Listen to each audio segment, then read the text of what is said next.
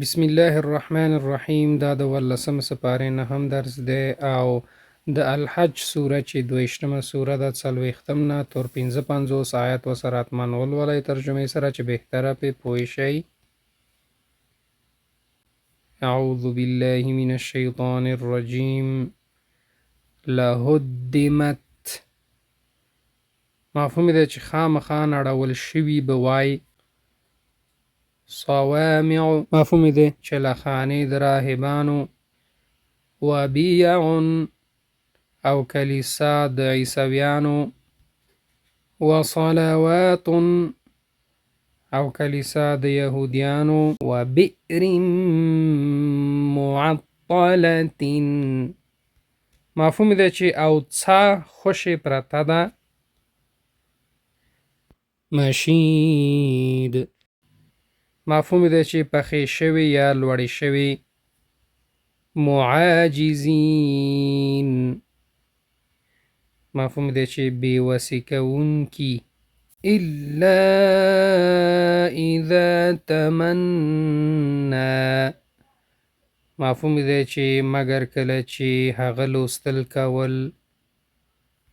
عذاب یوم عقیم مفهوم دی چې عذاب د ورځ شنډې.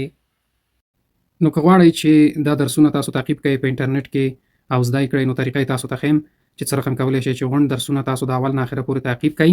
د ټولو نه مخکې باید اول یوټیوب خلاص کړئ، که موبایلي، ټابلیټي یا کمپیوټري.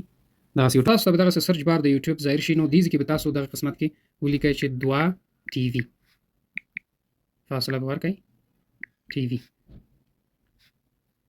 نو بیا به سرچ کړئ 2 ټي وي چې ولیکل سرچ نه بعد دغه تاسو ګورئ. زه به تاسو ته القا کوم دا به تاسو سلیکټ کړئ، دا به تاسو اوکې کړئ. صحیح ده. دا هم چې اوکې که 2 ټي وي چینل تاسو ته خلاص شو.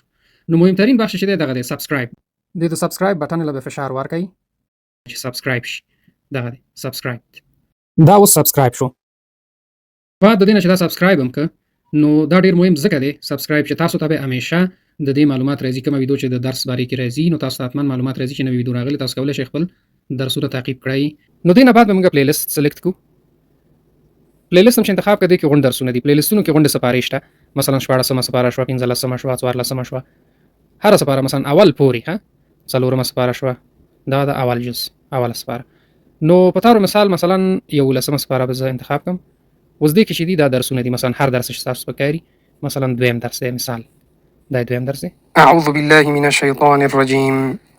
دا د 11مه سپارې دویم درس دی او د سورۃ التوبه چې 9.